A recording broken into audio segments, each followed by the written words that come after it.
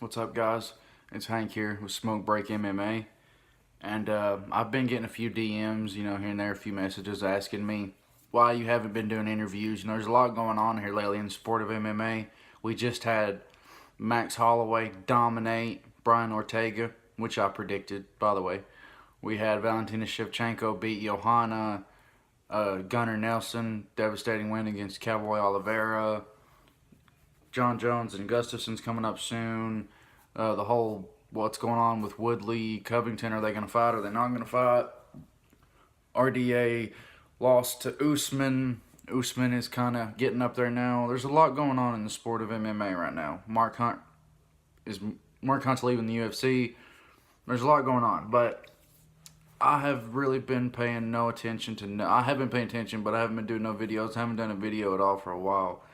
But I said I would do an update video on what has happened with my life. For those of you who follow me on Twitter, you already know I posted earlier today that on Friday, me and my wife discovered that she has breast cancer, and which is so fucking crazy. She's 30 years old, and the breast cancer that she has, because there's a lot of people don't know this, there's 15 different types of breast cancer. Like a lot of people, when they hear breast cancer, they're like, there's just one kind of breast cancer. There's 15 different kinds of breast cancer. And the breast cancer that she has is like common in 50 to 60-year-old women, and she's fucking 30. So it's so weird. It's so fucking weird. She had a little lump on her chest, and we thought it was from birth control, because anybody who knows anything about breast cancer can be caused from high estrogen. And this birth control they were giving her was like some new birth control, and it was very, very high estrogen birth control. And she only took it for like a week and a half, 2 weeks, and it sped up the process so bad that it was noticeable. She felt a little lump, so we went to the doctor and they took some samples. We went in there to this doctor. It was like a fucking movie, for real. We went in there and this doctor comes in, and I already knew. While we were driving up there, I told her, you know what they're going to tell us. You know exactly what they're going to tell us. And she's like, yeah. But we walk in, and I didn't even look the doctor in the face. The whole time I'm staring at the ground. Just like, I'm staring at the ground like this the whole time. And he walks in and he sits down and he goes, it was cancer. And I immediately start crying. And not like crying heavy. I'll cry, but a silent cry, And I just stare at the ground the whole time. They give us directions to go to another doctor. When you get breast cancer, you got an oncologist and a surgeon. The oncologist is like, if you look at it like a boat, the oncologist is you're driving the boat, the surgeon is the backup. Your surgeon is going to decide what he needs to do surgery-wise, but your oncologist has really the most say-so. So we go and see him, and they do tests. They got to get your shit back. They got to get studies. What happened? Genes? Did you inherit it? Where did it come from? Try to, if they can. They try. You can really never tell where it came from or when you got it, because that's what we're very curious as to when, but we'll never know. But we got the news, and of course, you think something like that can never come into your family, and when it does, it absolutely fucking crushes you. I've had a lot of problems and heartache in life. When I was 17 years old, I'd done some stupid shit and got sent off. Got put in custody and sent to a detention center for a little while. And there's nothing like being a kid and being taken away from your mother and father. That's great. That's a very traumatic experience. I've seen and been through and done a lot of traumatic, crazy shit to be only 24 years old. And this is tough. This is the toughest thing I've ever had to endure in my life. I haven't slept. I'm sure I look like shit. My eyes have bags under them probably. I haven't slept. I haven't ate. I'm fucking nervous. I'm freaked out. I don't know what to do. We have 3 kids, by the way. All 3 under 3. A 2, a 1, and a 4-month-old. 2 boys and a girl. And this is just so fucking crazy. You think cancer can never come into your home. And this is crazy too, and I want to share this with everybody. And I want my wife to watch this, and I want her to sit down and watch this. I'm going to make her sit down and watch this.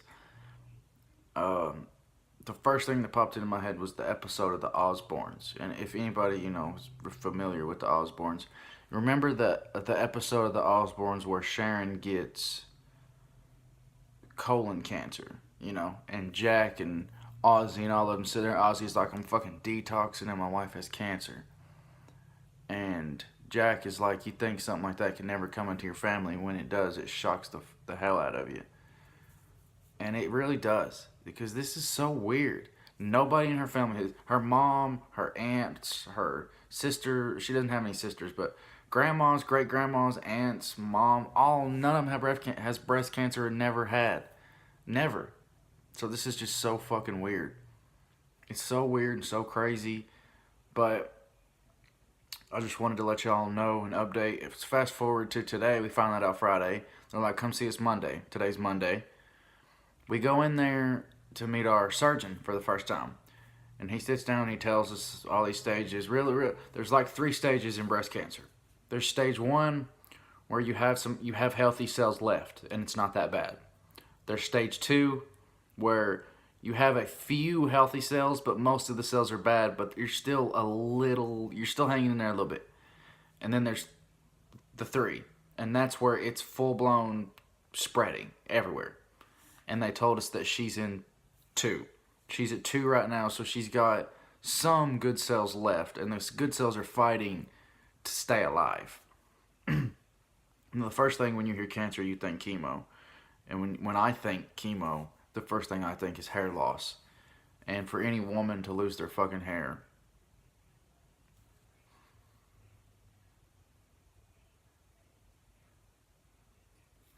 their hair is pretty bad.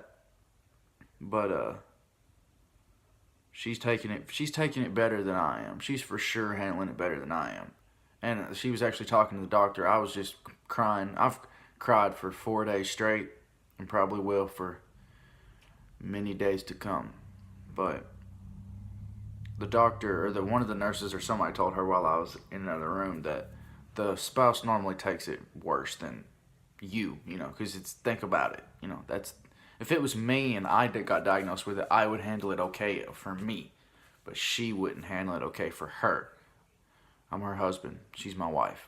And I've been with this woman for a long time. I've been with this woman for over 3 years. We had a kid in 15, 16. We had a kid in 16, 17, and 18. And I've been married to her for a year, but been with her for 3. I bought my first home with her. I had my first child with her. I watched all 3 of my children come out with her. I was there. I've been with our kids every day since the moment they've took their first breath. But anyway, we walk into the surgeon and he tells us the plan. You really don't know the plan until you get all your tests. They still don't even have all of our tests back yet. And they took like they did a biopsy and took samples like Thursday, I think. Thursday they took samples and sent them off. And we're still waiting. It's Monday. They might get them tomorrow. But there's this thing called the HER2 gene. And if you have you have a 20% chance of having it. 1 out of every 5 people have it. And if this HER2 gene is positive, it's worse. And if it's negative, it's better for you, to get down to that. And another interesting fact that they told me was, because I asked them, I was like, her mom didn't have it, her grandma, nobody, this is so weird. And they were like, 70% of all women that have breast cancer have no family members that ever had it, have no, there's nowhere where it come from. They got it and nobody else in their family had it. So that was a strange fact that I thought was crazy. Most people don't, when you think breast cancer, you're like, okay, your grandma had it, your grandma gave it to your mom, she had it, the mom gave it to the daughter had it, and so on and so forth. But that's really not the case. 70% of all breast cancer cases are from women whose family had no past record of breast cancer. So he tells us today she's very dead set and ready to have them both removed. It's only in one. It's in her left breast. And she's like, I don't just want to have one, obviously. If I was a woman, I wouldn't just want one. She's like, well, let's just remove them both. She's a very small-chested woman anyway. And So she's like, let's just remove them both. The doctors are like, great. The surgeon and the oncologist like that was like, yes, great.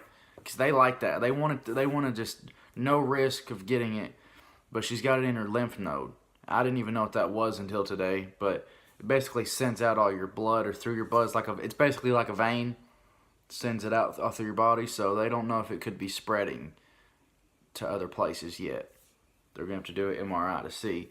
But he comes in, the doctor, good guy. We talked to him for a long time. Or the surgeon, we talked to him for a long time. And the basic plan was, today's Monday, Thursday, they're going to take both breasts. That was the plan this morning at 10 o'clock. We come home, we're giving the boys a bath at 5 o'clock, 5:30. And he calls and says, well, the original plan was remove both breasts Thursday and then start chemo later. Like I was saying about chemo, when you hear chemo, I never wanted her to do chemo. And of course, you have the option not to do anything. You don't have to do chemo. You don't have to do radiation. You don't have to do surgery. You can refuse and do whatever. It's all in your personal preparation and opinion on what you want to do. But we gotta do whatever we gotta do to make my wife live. She's got 3 kids, and I need her. And but they called us. The plan today. He's like, I'm not talked about it with the oncologist, but my plan would be to remove them and then do chemo. And we come home. We already scheduled. The hospital called. We already got booked it for Thursday. Everything's already ready. And he called and said, change of plans.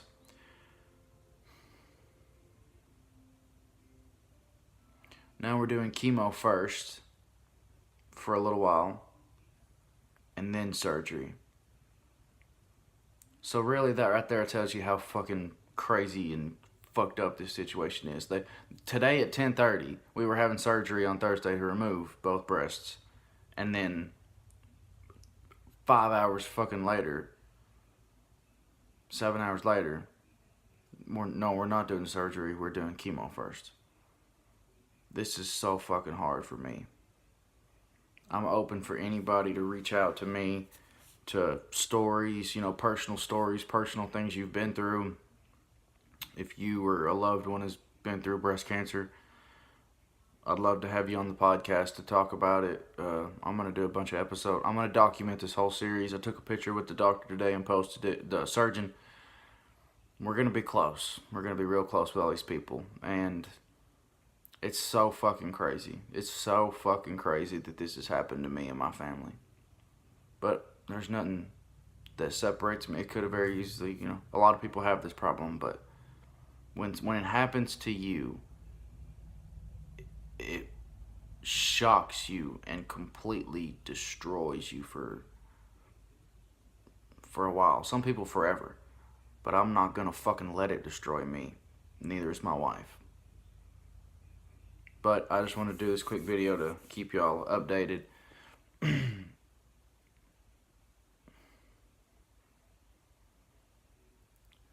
I'm trying to get through it. But like I said, anybody with personal experiences about it or information, if y'all can find information or little articles and shit, tweet it at me, send it to me.